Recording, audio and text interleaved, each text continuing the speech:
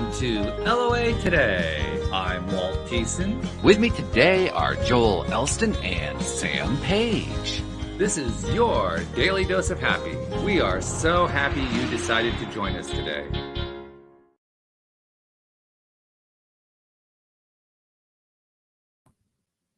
Sometimes I just forget to do this. It's just all there is to it. I sometimes just forget to put everybody back on screen. But okay, take two. Here we are. So the word for the day is Nutella. Why is Nutella the word for the day? I have no idea, but we're going to find out really, really fast. Joel, you got to tell me before. Sam's going to do a little performing for us for a minute, but you got to you got to break the suspense here. Why are we talking about Nutella? Nutella is, first of all, it is. I literally believe it's food from heaven. It is the ultimate. It's just there's nothing better. And there's really nothing worse for you all simultaneously at the same time. So I do not have the ability to have 1 tablespoon of Nutella.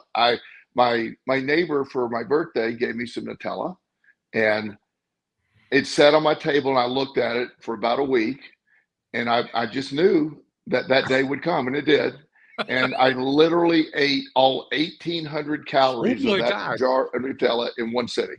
So, yes. So that's an all or nothing sort of type of thing. Yes. When you know me a little better, Sam, that's all or nothing for me. I'm all in or all out. So the once we establish Nutella, at least in my taste bud, as just it's the benchmark for heaven. You know what I mean? It's it taste wise. So I can't describe how much I like Nutella. Now, when I think of Nutella, I have my brain responds as I'm thinking about Nutella. I can taste Nutella. It is conditioned. It's built in. It's a conditioned response because I've just used that when I first discovered it several years ago. I know what it tastes like. I know what it feels like. And if I really want to think about it, I know what the next day will feel like too. But it's just that's not the point. It's just the original feeling is amazing. And that is stored subconsciously. The process that allows Nutella and all the other cravings to take place is, we're conditioned to do that subconsciously, but the programming of things is called neuroplasticity. The brain has the ability is neuroplastic, it adapts. So it learns new things, good or bad. A neuroplastic brain can learn to be anxious as it can learn to be happy. It can learn to respond in a bunch of different ways. So one of the big words in neuroscience today is neuroplasticity, talking about the brain's ability to develop new pathways and new connections and learn new things. And children, their brain is neuroplastic on fire. It's just no matter what you program in, it's not unusual for kids with 2 different parents who speak 2 different languages speak perfectly in each language without any real effort. They can separate it. They learn it. It doesn't ever seem weird to them. If you were to take a 40-year-old man or woman and have them do the same thing, the process, they could do it, but the process is so much more difficult. And often when you do it later in life, you can never get rid of your accent. When you're doing it as a child, you have the accent matching the appropriate language. So the brain, as it ages, loses neuroplasticity. And it's really important to understand it doesn't totally go away, but the ability to be neuroplastic and learn, old dogs do tricks. You've heard that statement. Older people have a harder time learning than younger people. And again, there is science behind it. But the good news is there is pathways to still learning. My dear friend and mentor, his name was Dr. Sherman Master. He's passed away a few years ago. He had to learn to type at age 80 for the first time. He learned to type. Wow. And now he wasn't lightning fast typist. I'm not claiming that, but he became very good at typing, and he was able to do it. He did some work for the VA, and he was required to put it in his own notes. And him and I talked about the process of him doing it. And even at 80, he said he could feel his brain. He said it was actually good for his brain. He felt he had to learn it. At first, it was very hard, but then it became easier. So the need to do it made him do it. And then the repetitive nature of it allowed his brain to adapt to typing. And a man of 80 years of age who always had somebody else to type for him or he wrote stuff. So it is doable. And why it matters is the law of attraction responds to what we're thinking and feeling. Well, neuroplasticity, it responds to different things too. So we become conditioned to feel certain ways. I've thrown into the topic today, I use the word failure. Well, failure to most people is an absolute, failure is not an option, or failure is you will not fail. Well, actually, if you're going to learn, failure is the fastest way to learn. I work with a gymnast. She is 14 and she's like professional. I mean, she's one of these kids that's probably going to the Olympics in a couple of years. Wow. And she's brilliant. And we were talking about this concept. She said 98% of her training is failing. To be perfect, I have to fail till I'm not. And so she pushes herself. To get a perfect score, you have to fail 98% of the time is her estimation before you can do that. And the brain learns better after failure. So failure instructs. The brain is more open. When you mess something up and you fail at it, the brain has much more capacity for neuroplasticity. Unfortunately, for a lot of people, failure is such a negative thing, they quit. So the opportunity, the neuroplastic event becomes, instead of I'm going to try to get better, that's a bad thing. I'm no good at that. So you programmed your brain by a neuroplastic event of the opposite response. So realizing you can control the direction of neuroplasticity, you can, when you have a failure, Carol Dweck's growth mindset, I've talked about several times on our shows, is sort of that concept when there's two groups of people, and there's more than two groups of people, obviously, but in response to failure, there's two groups of people. There are people who are defeated by the event, and there are people that are driven by the event. And the ones that are driven by the event are growth mindset people. The ones that are defeated by the old term was victim mindset, but they didn't like that, so they changed it to fixed mindset. But you can imagine I still use victim mindset. But we get into that process. Neuroplasticity programs the brain, and in either direction. It isn't just always good to have neuroplasticity if you're not programming it the right way. Anxiety, when you develop anxiety and you get stuck on the concept of anxiety, you're programming the neuroplasticity programs it to a negative event. So the sympathetic nervous system responds with a panic attack or whatever your anxiety looks like. Or if you understand anxiety can be a positive that we talked about last week, your perspective of anxiety, learn to breathe through it, take action. Action is the most incredible response to anxiety because that gives some movement to it, because of a fight or flight mechanism that sort of comes in with anxiety. So you either fight or flee. You don't just sit there and rot. So the brain programming process, and as I said, I love Nutella, and I can imagine just the process that has programmed my brain to love Nutella with all this. It is the ultimate food, knowing that I cannot, I would be dead if I had Nutella every day. I would literally, I'm in perfect health. I would ruin my health in a week with Nutella. So it's a very occasional treat. And my very kind neighbor who brought me the Nutella, I was like, really, you Nutella? I mean, it's like, and she didn't bring a tiny jar. She brought a gigantic jar. Of course. Yes. You're a big guy. Yeah. Well, I am, and I also, but I do also give on her birthday a lot of calorie food too. So it trades out. Okay. Yeah. So there's a thing going on here. Okay. Yeah. So, but within all of this, understanding, how I apply this, I'm always looking for the science of the law of attraction. So once this neuroplastic effect takes place in the brain and all this programming takes place, now you are responding on how this neuroplasticity has allowed your brain to be programmed. So that's the energy you're putting out. So that's what the law of attraction, as we know, is attracting. So if events are scary to you, they're going to be scary to you. Or if you're successful, or whatever the programming is, the matching energy is what you're getting to. So it all ties together. and learning to control this process and the sort of the aspect of how we're doing it, as you can imagine, is just super exciting to me. And that the more we find out about this, the connection and the explanation of how the law of attraction works, the better we can become at using it on our behalf. We're always using the law of attraction. It's just not always on our behalf. Okay, so starting with this as an introduction, Sam, we're going to bring you in next because you've been preparing something for us. You're obviously, I mean, you're a pianist, as most of our listeners know, and you've been preparing something improvisational for us. But I'm going to throw a little bit of a curveball your way. Okay, let's do it. And the curveball is, well, I mean, I've never really explored any of this kind of thing with you in terms of, where your range is, because I mean, the range I've seen so far or heard so far, I've loved. I said, oh, well, why should I mess with that? I mean, it's perfect. We'll just let it go the way it is. But in the light of what Joel was just telling us, he was basically showing us, the light side and the dark side of Nutella, or really of anything else, right? So I don't know. Is it possible for you to improvise something based on the concept of Nutella? I believe I can, and I believe I will.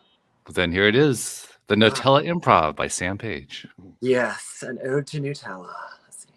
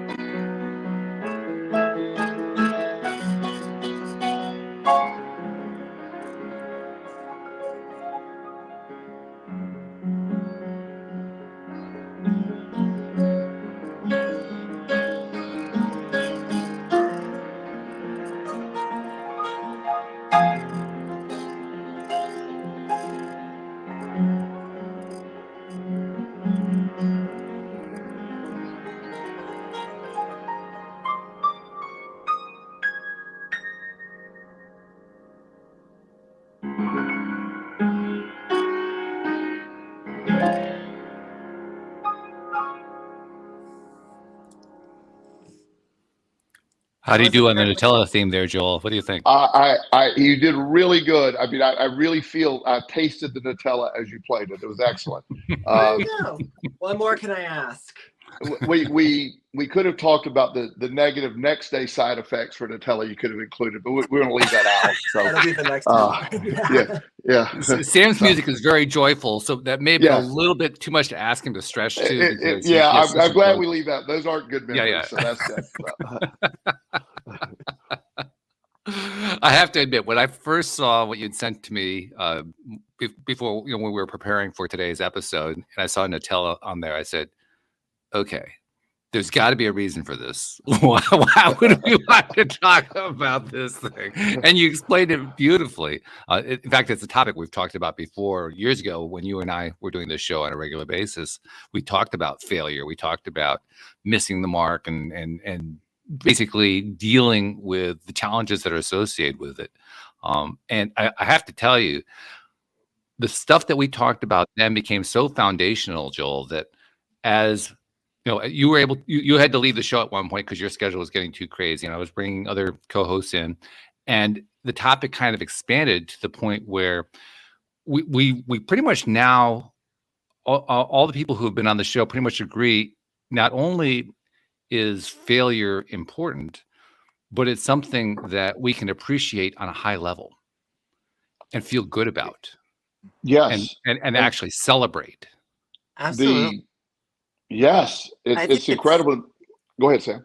I was going to say, I think it's almost necessary for a more expansive life experience, because if you're just only experiencing success and such, there's not much expansion in that, and you can learn a lot from one's failures on multiple levels of consciousness, I believe. Completely agree. And that, when I work with, I use different terms, but the mindset that I try to instill in particularly younger clients or even younger kids that I just know is the failure, the getting them to change their perspective of failure. My son Justin and him, we've talked a lot about this. He would get very frustrated on whatever he tried and just quit. And I was trying to explain to him the failure is frustrating, but it instructs. The brain is open to be programmed better after you fail. And the more he accepted that concept, the bit better he became at doing different things at school. He really was able to bring his grades up, but he would get really frustrated with like a geometry problem and just say, I can't do it. I just can't do it. And then he would literally he had convinced himself he can't do geometry until you didn't get it and you failed in the method you tried, but we need to find out a way around it, and eventually became very good at geometry by applying that same strategy. So it applies to kids, it applies to adults, but we have a societal, there's almost a fear of failure. People don't want to do things because I don't want to appear to fail. I don't want people to see me fail. So I'd rather not ever try than to fail. And I'm the guy that, let's just put it out there. If I fall flat on my face, I fall flat on my face. It's just, that's part of the process. I have no problem with people seeing me struggle and even fail. I'll do things, I'll jump first. It's like, yeah, I'll do that. And it might not work. I had an idea earlier today. We're looking at a big trip this year, and I was thinking about Justin and I are going to go to Hawaii and maybe Maui. And I was looking at this place online, and I thought, what if I had an event in Maui?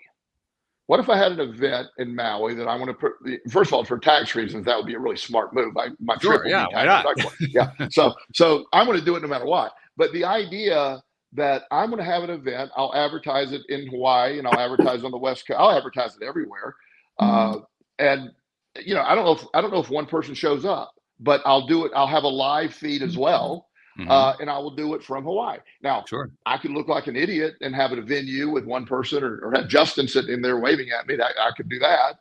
Or I can go do the experience of doing it, put it out there, and I might have 20 people show up. I might have a huge live stream. It's all irrelevant. The fear of failing is irrelevant here. It's the process of doing it.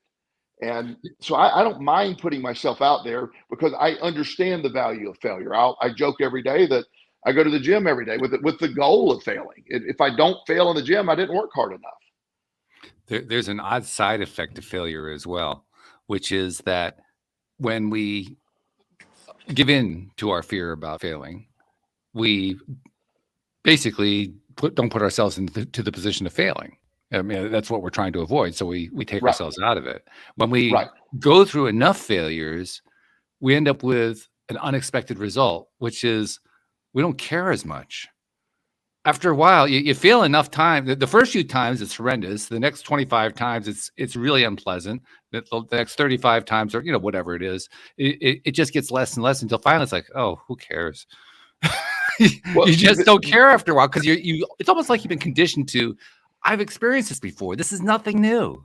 I know what this is like. Don't like it so much, but I could deal with this. There's a book called Rejection Proof. I don't know if you read Rejection Proof, Sam. It is. I highly recommend it. It's a book that I won't go into long detail, but this guy, he was terrible at his sales job. So somebody told him, you got to desensitize yourself to rejection. So he went out and intentionally asked ridiculous things of people, like, can I borrow $100? Can you make me a special pizza for free? Or can I get refills on my steak at a restaurant? Just crazy stuff with the intent of being rejected. And what he found was his goal was to be, but what he started getting shocked at is the times, even the most ridiculous thing, people would go, well, I can't do that, but why? And it started conversation. So he went into a Krispy Kreme donut in Texas, and this was during the Olympics. He went into Krispy Kreme donut in the middle of the rush hour morning. And he said, is there a way that you can make me donuts colored in the Olympic rings? and expecting in the middle of rush hour, the manager to go, please just get out of here or something, And if you've been in a Krispy Kreme donut at 9 in the morning, it is not the place to expect that attention. So the manager she said, give me just a second. So she drew one up. She literally created the Olympic rings, colored them the right way, and gave them to him for free. Oh my goodness. Wow. And so he interviewed her going, well, I came here for you to tell me no. Why did you tell me yes? And she said, I am open to the universe's suggestion. And that is the most bizarre suggestion I've had all day. And I thought, let's see where this goes. They became very good friends. First of all, he developed a best-selling book, and he has a great blog and podcast, I believe.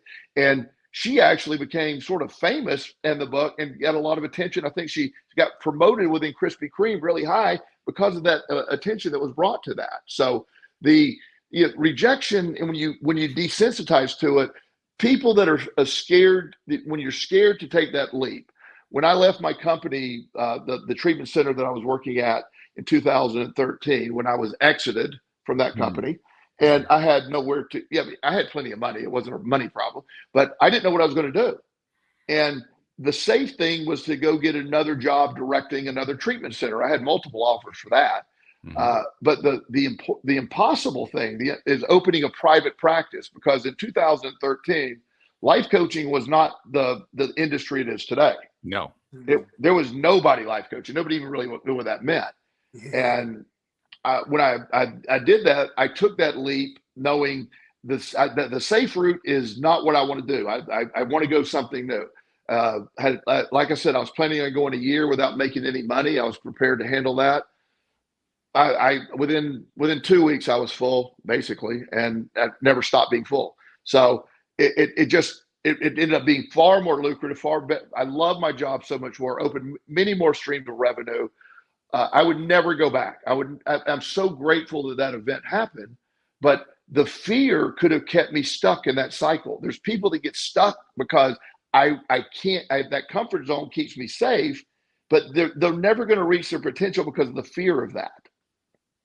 That's a phrase that comes up a lot here on the show, that comfort zone. It's a comfort zone or a safety zone. And the thing that strikes me, and I've mentioned this a number of times, particularly the first part, it strikes me that neither one is true. It's not comfortable and it's not safe. It is a bit ironic, isn't it? I mean, it's just crazy. But I mean, I get why people describe it that way, but there's the reason they call it comfortable is because it's so familiar. So, there's a certain comfort in that. And what is also most familiar is often, from many people's perspective, the safest thing in their lives. And yet there are people for whom the safest thing in their lives is actually not all that safe, because they don't live in safe environments.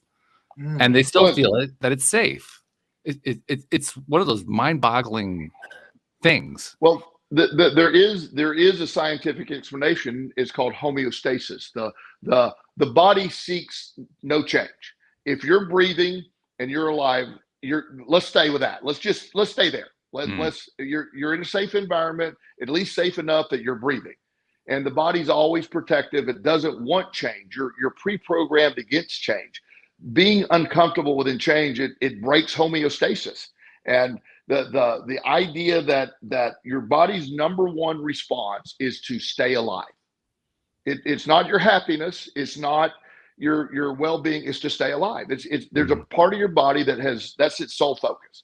So I deal with people all the time that they're stuck at home, or they have a severe weight problem, and they've gotten into this rhythm of what serves them. Now, nobody by any definition would think of severe alcoholic watching him drink or her drink every day and having these crazy episodes. That is a horrible way to live. But that's become their perception of a safety zone. That's how they deal with life. It's not safe. It's not comfortable. It's going to kill you. But yet they program that even that horrible event, those events, into somehow being comfortable. So we can become comfortable in the worst environments. When I've gone out on social services calls years ago, I'm not cut out for that work, by the way. When going into homes that the children have been abused, they send out someone with the police, and kids that are living in the absolute, and I can't talk about it in detail because I get too emotional, but kids that are living in the worst abusive situations, I won't describe them. Sure. They're scared to walk out that door, because no matter how bad of they're being tortured, or they're being neglected, or they're being beaten, or whatever they got going on, that known is to them safer than the back seat of that car, because he or she doesn't know where they're going. Mm-hmm. And that's very sad to watch happen, because because the end of the day, that child's leaving, and it's very seldom is that child leaving without claw marks in the back of their abuser trying to hold on to them getting out the door. It's mind-boggling, but it's also understandable at the same time. Sure. Yeah. And the positive on that, I hate to tell that story because it's so negative, but the positive is when you go visit them a week later, they're different children. They've been fed, they're safe, they're happy, they're smiling. So it is getting them out of that. They would never go back when they have seen the other side. It's the fear of the unknown that keeps us stuck often. And that's the neuroplasticity that allows them to change so quickly once they're out. Exactly. Yes, that's the reinforcement. The neuroplasticity says, wait a minute, these people are feeding me. This person's not raping me. This person's not beating me. This is pretty good. I thought I had to put up with the other stuff. This is a lot better. Yeah. We have two different themes going on here, and they seem on the surface to be different themes, but I'm going to suggest the idea that they're two ways of saying the same thing. On the one hand, we have the theme of people being afraid of failing, of even taking the risk of failing. On the other hand, we have the people who are afraid of a change because the change is an unknown to them. And those are really two sides of the same coin, but they seem different, don't they? Why do they seem so different? Sam, you got an idea on that? I think there's specificity, but also, okay, so there's the fear of failure, but then also the fear of change. Because I think the fear of failure comes from kind of leaving your comforts, or hold on. I don't know. I do know, but I don't know. Like the fear of failure is kind of like fear of trying something new because you're afraid of that. Whereas the fear of leaving your comfort zone is like, or that change, you're leaving something familiar for something that might benefit you, but it's still like a change. So it's unfamiliar. And I like where you're going with that, because the fear of failure is a lot of times societal based, it's expectation based. It's, I am, the embarrassment of failing is too much. My ego is going to be damaged by me failing, so I'd rather not try. I don't want people to see me fail. I went early in my recovery from addiction. I was very embarrassed, and rightfully so at the time, for all the stuff I'd done. And I was very embarrassed to be seen in public. So I was waiting tables early in my recovery at a little restaurant about 70 miles from where I grew up. But it was on the beach. And so a lot of families I knew would go to that restaurant. My biggest fear for the first 6 months I worked there is I would walk up to that table and I would see somebody I grew up with, and they would see me as a waiter.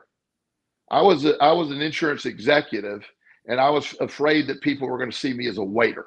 Now, first of all, I was doing nothing wrong. I was making good money, but it took me a long time before I was fearful that people would see me in a different way than I wanted. I would be considered a failure. You left your dad's insurance agency, you went to jail, you're now waiting tables. What a failure. And now I was so scared of people knowing that. Clearly that fear of people knowing that went away. I literally wrote a book and did that and put my booking photo on the back of the book. So I totally revisit that right now, but that process was really clear. So the fear of failure, it's often the fear of being seen failing as much as anything else. I don't want people to laugh at me. I don't want people to belittle me. So I'm going to stay comfortable where I'm at. Where the fear of leaving a comfort zone is more security based. It's more the idea that the perception that the known is always going to be much safer than the unknown, which is, you never go further. The idea that if we all just stayed put and we never left that 5 mile radius of where we lived and did the same thing, it would be a really boring place. The fact that we get shipped all over the place, we move all over the place, different experiences. Us three, we've never actually met in person. I've never met Walt in person. We've been friends for a long time, but clearly different backgrounds, different everything, but yet somehow we're all here. that's an incredible thing by taking change, by taking action, by appearing on a podcast. It's just something different. But there is a process that our body, and a lot of it gets reinforced again societally, but there's a belief system that you can reprogram that the failure is good, change is good. Nothing ever happens positive without change. It might even be a negative change to start, but change requires change. You can't say, I want something, but I'm not willing to change anything to get it. It doesn't work that way. Also, the story that you told, I love the story about how you had been an insurance executive, you'd had the fall from grace, and now you're being a waiter, and you're not feeling good about that. You're afraid someone's going to see you, la la la. When you talked about that, a thought came to my head, and the thought was, you're afraid to be seen. You don't feel good about that situation. The two are really going together. You don't feel good about it, so therefore you don't feel good about the situation. And if I can draw a sort of a conclusion from it, therefore you don't feel good about yourself in that situation. Yes. And that's really important, because what we're really talking about at that point is self-esteem. And you nailed it. And as time went on, and I started building my recovery, I started doing the work, I started doing everything. I got to a point I could care less in secrets. It was laughable that was ever a thing. And of course, my position right now, I'm so grateful for that experience. It was necessary. I have no problem now in any capacity of talking about that time in my life. My perception then, my self-worth was based on what I did for a living. I had nothing else in my mind. So while waiting tables, when there was no fear of that, there's really nothing wrong with waiting tables. It's not a great job, but people pay you money to bring them food. It's just not rocket science. It's not a lot of, it's easy. But my perception of it, because it was so far less than I thought I was supposed to be doing, that it destroyed my self-esteem, which did not allow me to believe that I also was a newly convicted felon back in the day. So there's not a lot of people lining up to hire that. Right. Especially somebody that used to work with kids at that point. So not a lot of, hey, oh great, come on in. Let's start it. Doesn't work that way. No, not really. Yeah, thank God. But this all was a necessary training ground. I don't have the life I have today without that total fall from grace and total failure. I lost it all. There was the ultimate point in my life. There's just nothing else to lose. And that is the freest moment of my life. And that began everything. This is a very interesting conversation on a number of different levels and for a number of different reasons to me. Among other things, Joel, I'm thinking back to the days when you and I were doing these shows, and we talked a lot about not only this kind of situation, but also about your treatise, basically. In fact, you're writing a book on it, sort of ongoing writing process, but you're still writing the book on the importance. Okay, I get it, Walt. I get it. Thank you. I just try to point us to the right book, because you have a few books, so. Yeah. But this is the book about the importance of taking action. Yes. And how valuable that is. And by the way, there have been other people who joined me on the show as guests who also take the position that the most important thing you can do is to take action. And I've always been fascinated, as you know, because we talked about this stuff a lot. I've always been fascinated by the action piece as opposed to the lack of confidence piece or the self-esteem piece, depending on how you want to look at it. And I know that part of your premise is that, well, when you take action, that's a way of building self-esteem, because the more action that you take, the better you feel about yourself. There's also that flip side, though. The flip side is, if you take actions that are scaring you into staying in that comfort safety zone, it's actually working against you. And that makes for a very interesting inflection point. Sure. Because you can go either way with it. And in fact, that's part of where you spend a lot of time with the work that you do with your clients, helping them get on the right side of that inflection point. Right. Well, the analogy, and I'll address what you're saying, but I start with, one of the analogies of action is, I believe we have this, the law of attraction provides an internal GPS. Mm-hmm. It is just like Waze app. You know, you get in your car and Waze app will tell you can give me your address, Walt, and I can leave and I'll be there tomorrow morning. It'll get me exactly there. Even if I head the wrong way to start, the Waze app is going to say, hey, Joel, turn around and head to Walt. You're going the wrong way. It'll do that no matter how many wrong turns I make. The wrong turns are irrelevant. It will always correct me. You agree with that, right? Yeah. So, I mean, the trip may be a little bit longer, but you're going to get there one way or another. I'll get there. The only time that the Waze app is totally useless is if you just sit there. It doesn't know what to do. Okay. Or do turn it off, movement. which is basically the same thing. Yeah. But as far if the thing's on, if it's on, it can't do anything until you move, even the wrong move. So I have seen in all these years of doing this, why I stress action is any actions. It sounds so silly. Sometimes it's washing the dishes if you haven't moved in 3 days. Sometimes it's taking out the garbage. Sometimes it's cleaning the corner of your room. Sometimes it's just going to the grocery store. Any kind of action to develop this neuroplasticity toward action. And I like to start with simple things, so there is a very low threshold of no perception of failure in the beginning. Just some action.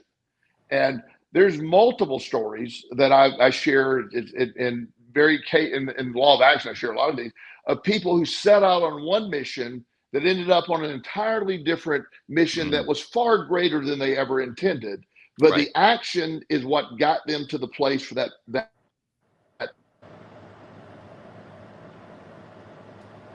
Oops. You got a freeze? Is he frozen at your end too? He is, yeah. I trust him. Okay. There he is. Yeah. Here he is. He's back. Okay. Yeah. So anyway, I guess my phone's saying shut up and listen for a second. I'm not sure.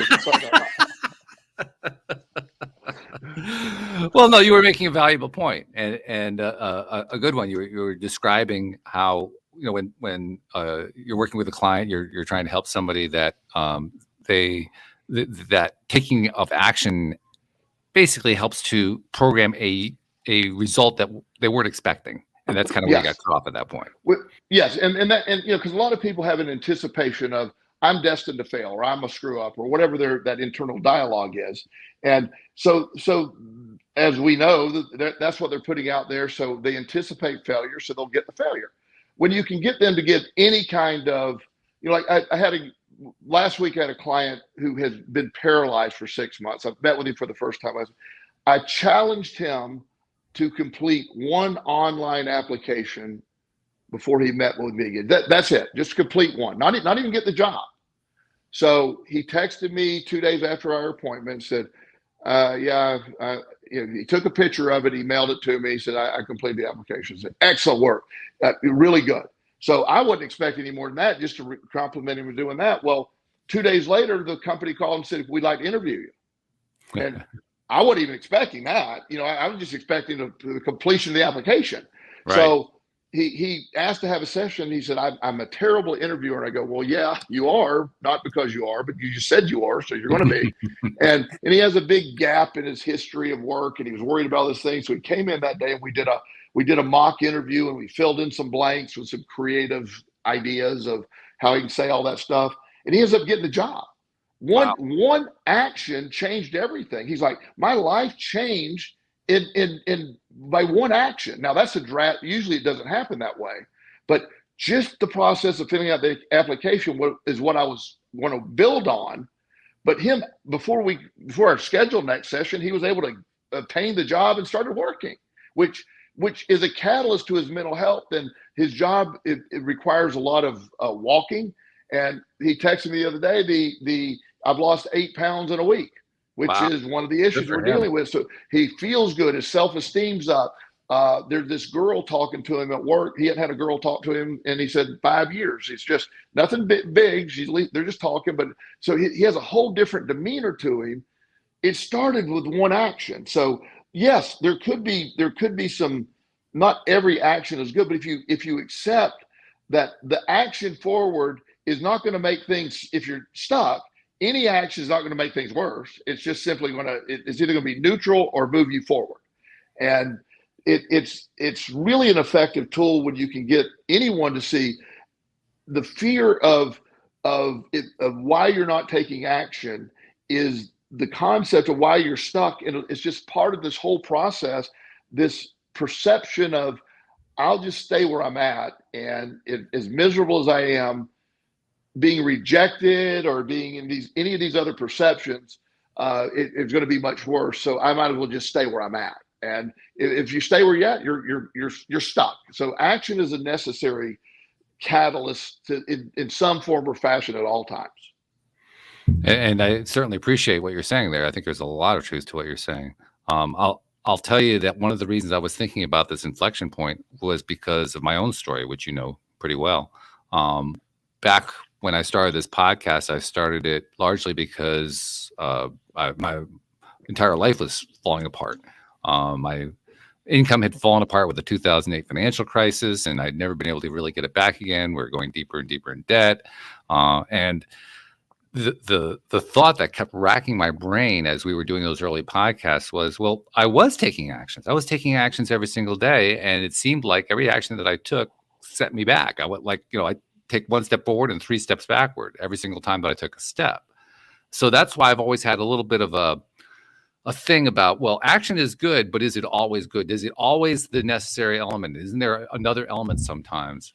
Because I know that for myself, I really had to find other ways to rebuild my sense of self-love, self-esteem, self-confidence before I could trust the action piece to fulfill me, to give me that, that GPS guidance that you were talking about.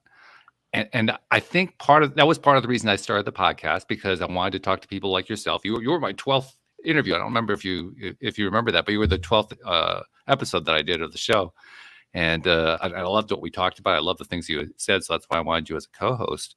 But even then, I was still just struggling with a fear that had developed that I'd basically been doing all of my life what I've been taught to do. That is, go out, work hard, and you'll succeed. And I'd gone out and I worked hard. I built something up. It had crashed, and I kept working hard, and I kept failing worse and worse and worse and worse. And that's what actually led me to exploring the law of attraction, because I figured, well, what I was taught wasn't working. There must be something I'm missing here, something I'm not getting. And I don't quite get this law of attraction stuff. So if I bring experts in, they can explain it to me, and I can kind of understand how this whole thing works. So that became part of my story. That's why I have a thing about, I love and appreciate the value of action, but I think there's another piece that needs to come into it. And I'm still not quite sure exactly how to describe what that piece is. I'm kind of laying it out there just to see if you have any ideas about it. I do. And in fact, in Law of Attraction, probably chapter 2 or 3, Esther says, action is actually far more powerful than thought. She contradicts that later on, but she does. Because with action, with intention. And I want to lovingly point out, the action you were taking back then was the same repetitive action you had taken before. When you started the podcast, you took a new action, which led to a new result. Mm-hmm. So I do recommend you don't take the same repetitive action over and over again and then wonder why it's not working. Piece. Yeah. Okay. Yeah. So I do. That is a caveat, because I remember, like, well, I'm going to do this. Well, isn't that sort of what you did before? And the podcast is the perfect example of starting an action that led to your exit from that redundancy. So the action was there. It was, you were only comfortable doing the action you were comfortable doing. So if I can express that in a different way, because I'm not that there's anything wrong with the way you expressed it, but I just want to kind of give it a little bit of a different twist.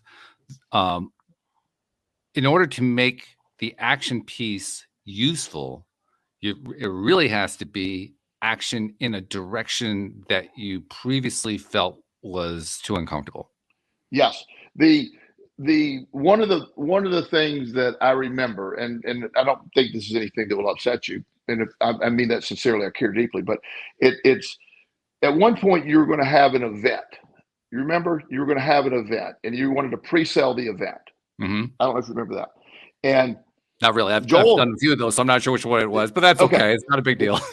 Well, and one of the things I wanted you to do is have the event. Just have the event. Just let's have it, if I need to drive up and do it with you, we might be Mhm. the only ones there. It might cost, $400 or $500, whatever the room was going to be. Let's have the event. Well, Mhm. you put it up to pre-sale, and we got no pre-sale. So you said, no, I'm not going to do the event. Oh, okay. You remember? I don't know if you remember that. We had talked I about do that. not know. Okay. So, my point was, let's just do the event. You never know. I mean, no, it'll be you and me. We'll do the event and record it and have it. But yet there was this fear of nobody showing up, and I'm like, let's see what it's like to do it. Does that make sense? It does make sense. Yeah. Yeah. And in And fact, the last event that I can think of that I did, you actually did contribute to it, and I did follow through on it, and it didn't have a big turnout, and I was okay with that. So apparently, I did some growing between that one that you described and this one about a year and a half ago. yes. And so, it's a lot of times we think we're taking action, but when you have to examine the action, if the action is only a very narrow band of action that Mm. you're doing, okay, applying for a job. It's nowadays when you apply for a job, you apply online and they get 900 applications online. What are the Right. odds of your being seen? Yeah, about You 1 know, in 900. exactly. So what I have clients do is we get a good resume together. You apply online. You show up the next day or 2 or 3 days later. Say I applied online. Go to the manager. I applied online. Here's my resume. I just wanted to make sure you got it. I'm very interested in working for your company. Do you know Mhm. the success rate of doing that is wildly high? Yeah, that doesn't surprise me, actually. Yeah. It's Justin, my son Justin, who I'm very proud of. He got his first job at a trampoline park, indoor trampoline park. I don't know, last year, year before, and he was really good. Well, they cut his hours, and he showed up at work one day, and they said we don't need you. So I had to go. So before he called me, he walked across the street to Publix, and he introduced himself to the manager. And he said, I would really like to learn how to be a cashier. I'm really smart and I can learn. And she was so impressed with, and he shook her hand very, really, he's small for his age. So that really had a great look to it. Mhm. And she says, well, how much do you need? He was making $13 an hour at the trampoline park. He goes, I need $13.50 an hour. And she goes, that we'll accept those terms. And so he started his job, and he did that by taking the action. And he had to fill an application online afterward. But if he would have just filled it out online, the response would have. And that's the way we do it. Doing something that was way out of his comfort zone. And if you called the store to say, I want to talk to the manager, they're going to say, no, just apply online. Right. Yeah. So not only was it outside of his comfort zone, it was outside of the norm, which, by the way, is why Yes, it's so effective. exactly. Yeah. So having that ability to find action that is you need to be a little uncomfortable in the action. Now, sometimes a lot of the clients I'm dealing with can be literally paralyzed in the sense where they're Mhm. just stuck at home. Mhm. So getting them up to do one dish, it sounds ridiculous, but one dish builds momentum. When I get people to go to the gym, I'm like, go to the gym for 10 minutes. I don't care if you go in, do one set and leave. Well, usually they'll do more, but getting them there is the hard part. Mm. Getting them there. And once they do that, a lot of people have, like the gym, for example. Most females that I'm always trying to get female friends of mine to work out. It's so good for them. But most of them have this big fear that everybody's looking at them, Mm-hmm. and they don't know what they're doing. Well, Sure. first of all, you got to know the gym environment. Nobody cares. Nobody. I mean, everybody is self-absorbed doing their thing. Nobody's making fun of people. I've been in the gym No. for 40 something years. The gym people if you need help, that anybody's going to be glad to help. It's just a different environment than what a lot has been painted. It isn't like a bunch of gym veterans are sitting around laughing at the newbies. No. We're not. We're very glad the newbies are there. I see the other day this guy's a massive power lifter. He's been in contests, and there's this little 14-year-old that first time in the gym. He walks over, he's helping him get his bench press right. He's taking all the time to show him all the right way to do it. Mm-hmm. And and the kid was just, and here this massive muscular man Right. taking all this time with him. And that's the gym I see. So, but a lot of people have this irrational fear they're going to make fun of me. first of all, I would never stand for anyone making fun of somebody at the gym. So, or no one I know would stand for that. Mm. So it is a much different thing, but getting people to believe that, you got to get them there the first time. Yeah. Yeah. And really any good worthwhile activity, such as going to a gym, has people involved almost every single time with the kind of attitude you're talking about. Now, working out is not really the same thing as what I'm about to talk about. I'm very much into dancing, and dancing is it's an exercise, but it's really not that primarily. Primarily, it's an enjoyment thing. Yes. But people who go to dances for the first time have a similar fear. Like, well, they don't know how to dance. They're going to look like idiots. They're going to screw up and embarrass themselves, and they're going to want to go hide in the corner and so forth.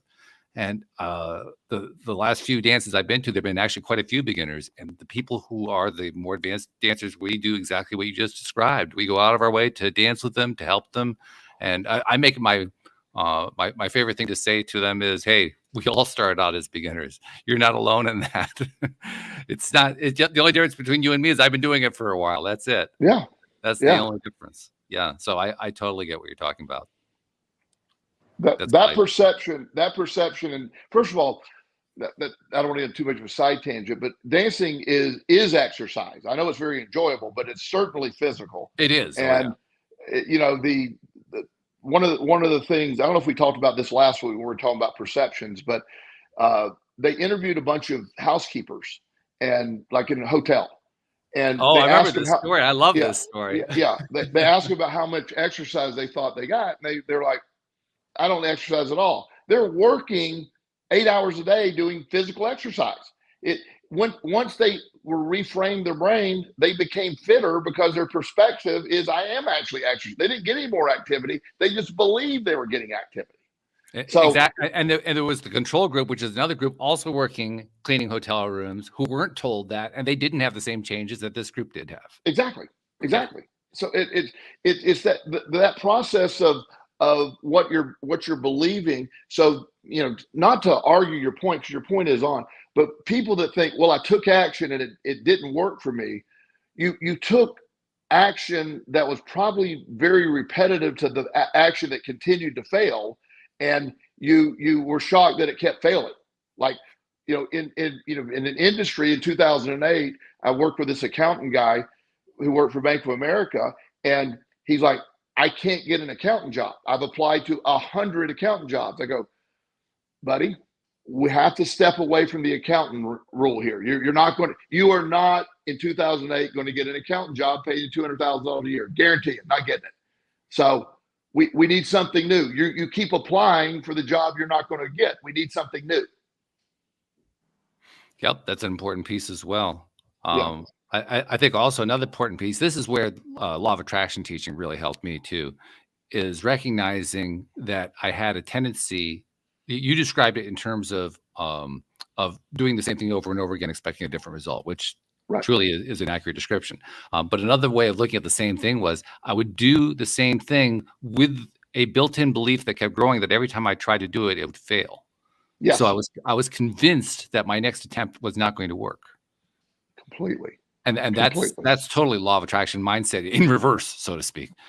Basically working against myself.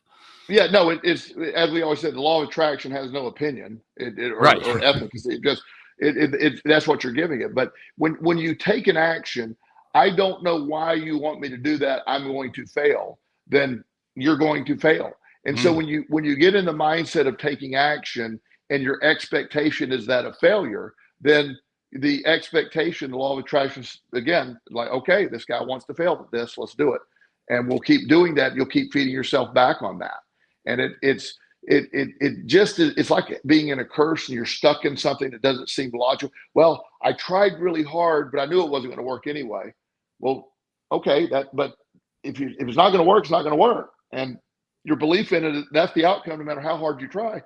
The belief is what matters. So because of what you bring with intensity, what you bring, to the energy, when you go interview for a job, if you're expecting to not get the job and you're sitting there going, the energy you're transmitting, I get offered jobs in jobs I'm not applying for. You know what I mean? It's just, well, when like, would you run our treatment center? Would you do this? Or you, yeah, like, no, I'm not doing that. But you come in with the right energy and you get offered jobs. You come in with the wrong energy, and no matter how good you may appear on paper, that permeates from you. The belief is not going to work is an energy they pick up on. It never fails. And then to kind of flip it around to the other side of the coin, so to speak, when we do take actions that are outside of the comfort zone, when we take actions that are outside of our normal forms of behavior, what ends up happening is a number of different effects start to occur. One effect is, well, you get different results just because you're trying something different. A second effect is that the more that you take these steps, you're basically just you're trying to build yourself. You're trying to work on yourself. That's the popular way we like to discuss it. I'm working on myself. I'm make myself a better person. In the process of doing that, we're also, to use LOA terms, we're raising our vibration. In other words, we're feeling better. We're feeling better about ourselves. We're feeling better about our situation. Maybe nothing's really happened yet, but we're just taking all these little steps to feel a little bit better and a little bit more outside the comfort zone. So didn't feel all that great to be outside, but then again, I got this other thing that happened that was kind of cool. And, we're just slowly building that vibe. And then all of a sudden something happens that really is good, really surprising. Like, whoa, where did that come from? That came out of nowhere. Well, it didn't actually come out of nowhere. You've been building it all this time, but the results showed up in a way that was out of your realm of expectation. It wasn't the way you thought it was going to happen. It came surprisingly, and that's when we're almost kind of like knocked off balance a little bit, because, well, what just happened there? I don't get it. Yeah, and you that energy, then again, that's that little tap that reaches that, again, look at the science of it. That little thing happens you didn't expect. A little dose of dopamine hits. A new pathway is created through neuroplasticity, and the process begins. Exactly. And one of the things I don't know shared with you. One of my clients. He's been a client with me forever. Actually, he's like a good friend now. And several years ago, he was working for this big corporation, and he had a gambling problem, and he was stealing some money, and he got caught. And he was fired, and he was charged with a crime, but they reduced it down to a misdemeanor. So in the meantime, he knew he had to work. So he went to Amazon warehouse, which is a very tough job to work at. Fair, because I own Amazon stock. They're very fair, by the way. But tough. But you work hard. They run you hard. Well, he was really good at Amazon. They loved him because he had to work, and his wife was like, you better, this is your last chance. He was really motivated to do a good job. So he did fantastic at Amazon. So he was there for 6 or 7 months, and he got to the highest level you can get within the warehouse, and was doing well. And there's a guy that was working alongside of him that got an interview with an insurance company and said, hey, I got hired at this insurance company. Now, he was like, oh, okay. He said, well, I get a bonus if you just apply. So will you apply for me, and I'll get $100 bonus, and whether you take the job or not. So he applied for the insurance company, got an interview, ended up getting hired. Again, he only had a misdemeanor, which isn't a disqualifier from working insurance. He, within 6 months, got a promotion, another promotion, another promotion. He's now the highest level he could be at, making twice as much money as he did at the original job. Wow. Able to work from home when he chooses. It was all a factor. The action of taking the job, the uncomfortable action of being a supervisor at a big corporation, to running around at Amazon, with the opportunity led to another, and the law of attraction is fully in play there. And once he started expecting those things to happen, it just happened at a very fast rate for him. Now, Sam, a moment ago, about 5 minutes ago, at one point, you were giving this big smile while Joel was talking. I don't know if you remember what it was you were smiling at. I absolutely do not. You're not? Okay. But I'm sure it was resonating with me. Well, yeah, exactly. So I'll go at it this way. Of the stuff that we've been talking about right now, what has been resonating? What's the part that's jumping out to you as you're hearing and thinking about this? Anything that you're identifying with, or what's your thought? I don't think there is anything that I'm not identifying with, but what's sticking out the most is the fear of failure, especially since I kind of experienced failure about half an hour ago on this. But yeah, just like can choose to remain in that space of fear, or you can say fuck it and act anyway. And I think the latter is what's going to create any sort of change.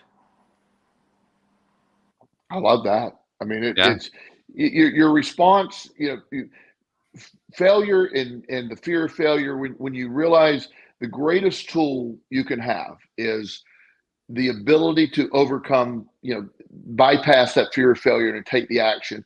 That's where success lies. Stepping out of your comfort zone, asking for what makes you uncomfortable, standing up and, being that person. And, the group of people that I fight the hardest for, you hear me refer to often, are foster care kids. And because they're the most underrepresented people in our country. And so I fight really, really hard for them to give them a voice. And the best way I can fight for them is to teach them what we're talking about. They have been conditioned to believe they are worthless. They have nothing. They're really treated on a really low level. And I have them challenge that. And it's not always popular with the situations they're in, but I mean, of course I have their back, so nobody will mess with them. But my point is, I get them to get fired up, and it changes their life, and it changes the direction of their life. Because, if I want to hire somebody, you show me some kid that came through the foster care system and graduated high school and went on to college. I want him working for me. I want anybody that can go through that. One of the things when I look at a resume of somebody I'm going to be hired, somebody that put themselves through college and they worked at McDonald's and they did all these things, they might have C averages compared to somebody with A's. I like that person better. I like that person who fought hard and didn't give up, that had to go do it. I give great credibility to that when I'm hiring people. Yeah. It's not going to surprise you, Joel, to discover that we've gone an hour. Wow. Really? We used to talk about that all the time. Another hour has flown by. It has. But this has been wonderful. And Sam, thank you for the improv. Thank you for your contributions as well. Good stuff. I think you really nailed the Nutella Improv this time. We'll have to have that in the next album. I love that too. And Joel, as usual, you're on point with everything. Really great stuff. So thank you guys very much. Thank you to our podcast listeners everywhere. We'll see you all next time here on LOA Today. Goodbye, everybody.